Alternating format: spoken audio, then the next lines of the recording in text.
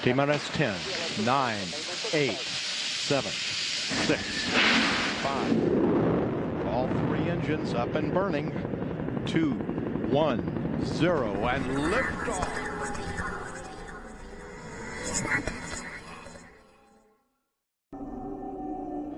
Why did you let him kill me?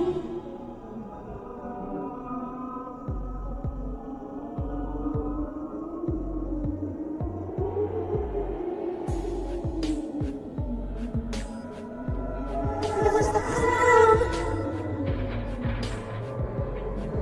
Make the clown go away.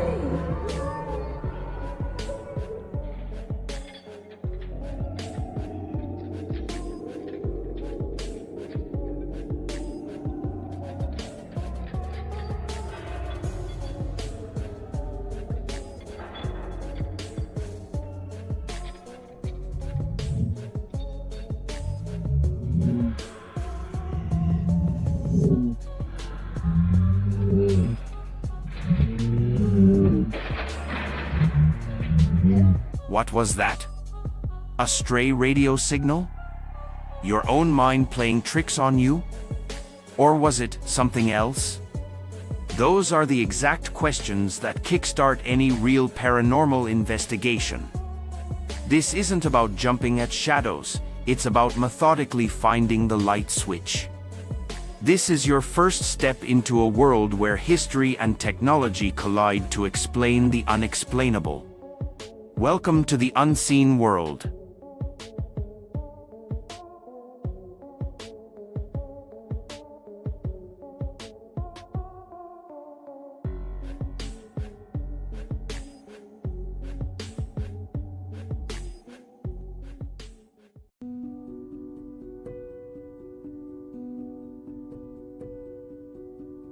What if one of history's most famous limbs belonged to a Confederate general, was shot off by his own troops, and then received its own separate Christian burial?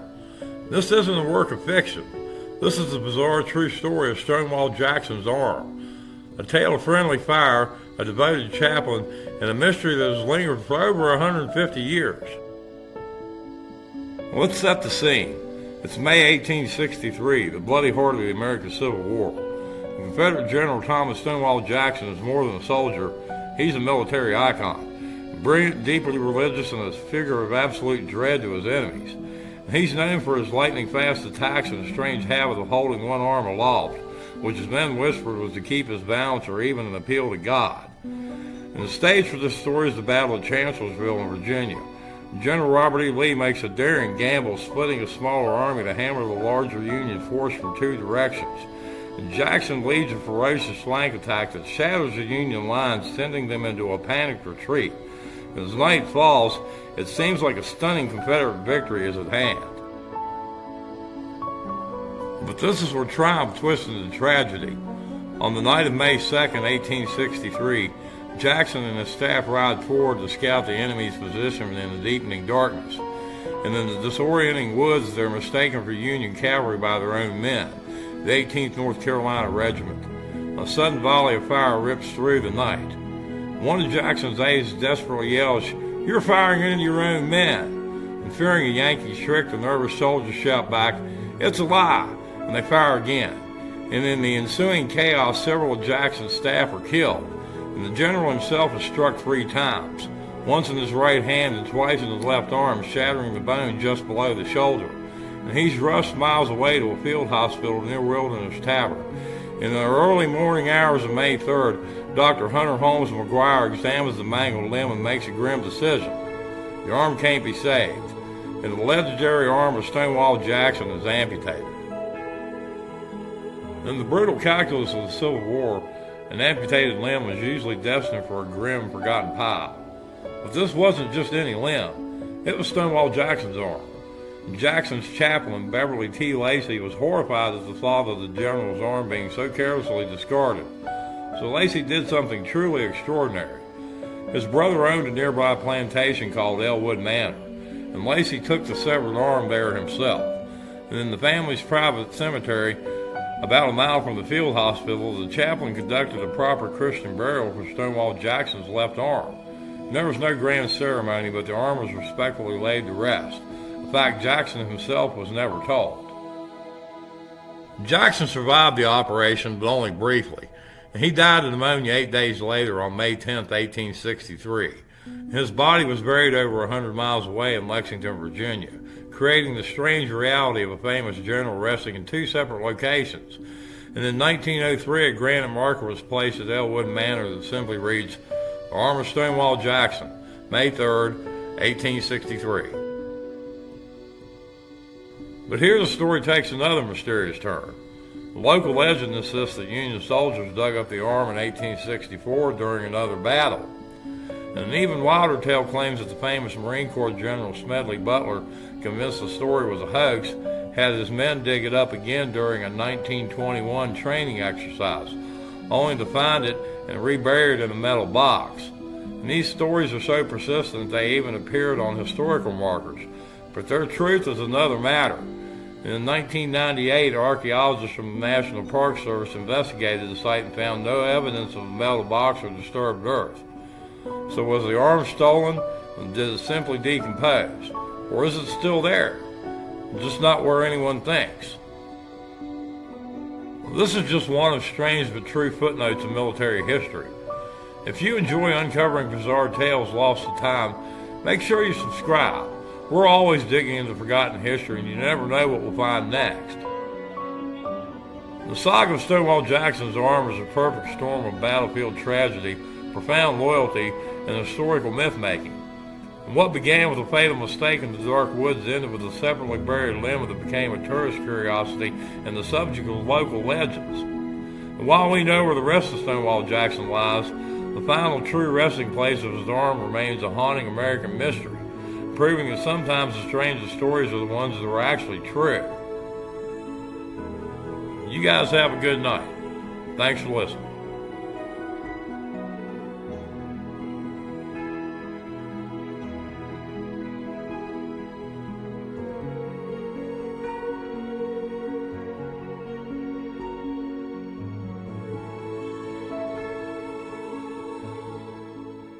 What is an EVP? It stands for Electronic Voice Phenomenon, unexplained voices captured on audio devices. They're often not heard in the moment, but appear during playback.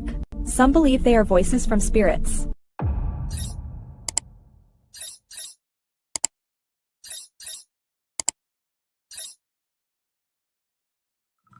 The Chesapeake and Ohio Canal stretches 184 miles from Washington, D.C. to Maryland, and it's a journey into America's past and an escape from modern life.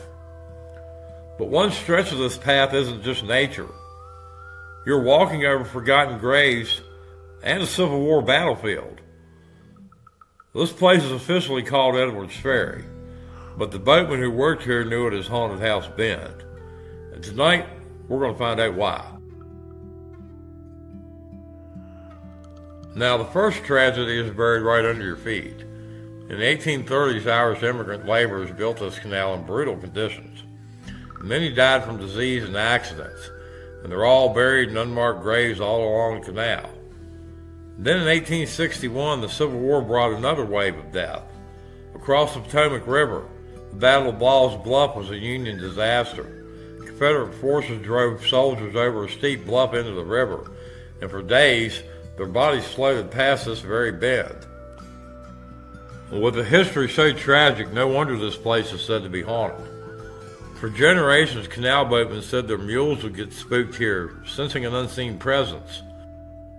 People reported unsettling moans and screams from the woods. And these aren't just modern tales. Soldiers' diaries from after the battle mention the same unearthly noises. And then there are the apparitions, a red-bearded man and an African-American woman who vanish instantly, perhaps spirits of canal workers or figures from the Underground Railroad. Others hear phantom cavalry and see shadowy soldiers still on patrol. These legends are woven into the history of this place. But what about where you live? Every town has its own ghost. I want to hear your stories. Let me know in the comments what local legends I should explore next. I'd be glad to do a video on your favorite haunt. If you're brave, you can spend the night at the restored Lockhouse 25 where guests report their own encounters. The dark secret of Haunted House Bend isn't one ghost story. It's a spiritual wound left by two tragedies, the sorrow of forgotten laborers and the violent echoes of a brutal battle. This peaceful trail is their monument, but it is also their tombstone. A mist rises off the Potomac. You have to wonder, are they still here? The history says they are. The stories say they are. And if you stand here long enough, and as the sun goes down, you might just believe it too. Y'all have a good night.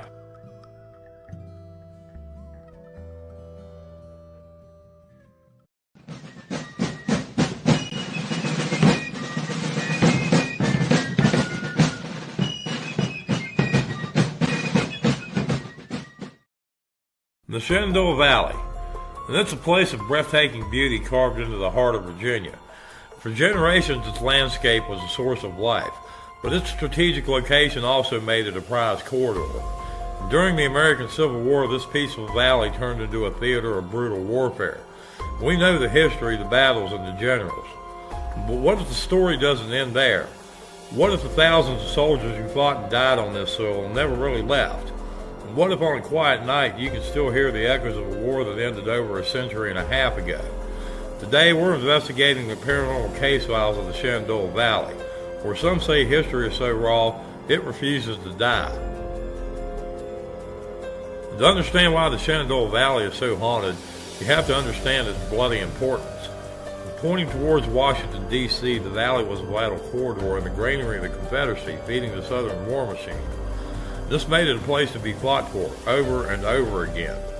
Towns like Winchester reportedly changed hands more than 70 times during the war. This constant state of conflict saturated the land with suffering. The homes and churches became makeshift hospitals, and thousands were laid to rest in unmarked graves. And it's from this soil, soaked in sorrow, that chilling ghost stories of the Shenandoah Valley have grown. Our first case file opens on September 19, 1864 at the Third Battle of Winchester. It was the largest and costliest battle in the Shenandoah Valley, resulting in over 8,600 casualties in a single day of savage combat. And the sheer scale of the slaughter seems to have left a scar on the land itself. And today, visitors report that the silence is broken by phantom musket fire and the distant boom of cannons. And some hear the faint sounds of unseen soldiers, while others see shadowy figures moving through the trees only to vanish. And it's as if the battle is replaying itself. In the nearby Mount Hebron Cemetery lies the Stonewall Confederate Cemetery, the final resting place for about 2,575 Confederate soldiers, many of them unknown. Visitors report an overwhelming feeling of sadness and apparitions of soldiers standing silently among the gravestones. One poignant legend tells of Colonel George S. Patton, grandfather of the famous World War II general, who was mortally wounded at the battle, and his worried apparition is said to peer from the windows of the downtown building where he died. The experiences reported at places like Winchester raise a chilling question. Are these just tricks of the mind, or could they be genuine echoes of the past? And if you've ever visited a historic site and felt something you couldn't explain, tell us about your experience in the comments. And if you're drawn to those unsolved mysteries where history and the paranormal collide, be sure to subscribe and hit that notification bell. Our next case file centers on one of the oldest operating inns in America, the Wayside Inn in Middletown, Virginia. Established in 1797, its long history meant it was an unwilling witness to the Civil War. And due to its location, it was used as a hospital and headquarters by both Union and Confederate forces at different times. And with so much suffering within its walls, it's no surprise that the soldier's ghost is among the reported hauntings. And guests and staff have seen a man in a military uniform wandering the hallways, especially in the early morning hours. And there are even frequent reports of hearing heavy boots clomping down the corridors when no one is there. One story holds that the ghost is that of an Irish soldier. While the famous Irish Brigades fought for the Union, many Irish immigrants also served in the Confederate Army. And during a paranormal investigation I did there over a decade ago, I was running a spirit box session and announced, "I'm going to set up my gear so y'all can talk." And over the noise of the box, a clear disembodied voice with a distinct Irish brogue was captured replying, "You're doing that, ain't you?"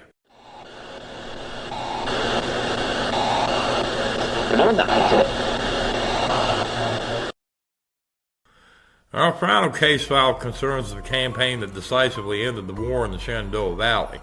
In the autumn of 1864, Union General Philip Sheridan was ordered to neutralize the valley.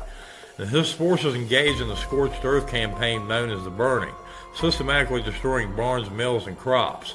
And this act of hard war left a legacy of ruin in local folklore filled with the tales of phantom flames and weeping figures. The campaign climaxed on October 19, 1864 at the Battle of Cedar Creek. A daring Confederate surprise attack was ultimately crushed by a massive Union counterattack, but at a staggering cost, with total casualties estimated to be over 8,000 soldiers. And in the days that followed, locals began to report unexplainable events. The lore holds that an Episcopal church used as a field hospital became a center of paranormal activity, with claims of disembodied groans and footsteps at night. And on the battlefield, people have reported seeing apparitions in their barns and hearing the thunder of hooves when no horses are present. Perhaps most strangely, multiple witnesses over the years have reported hearing the distant sound of a military band striking up a tune before abruptly falling silent.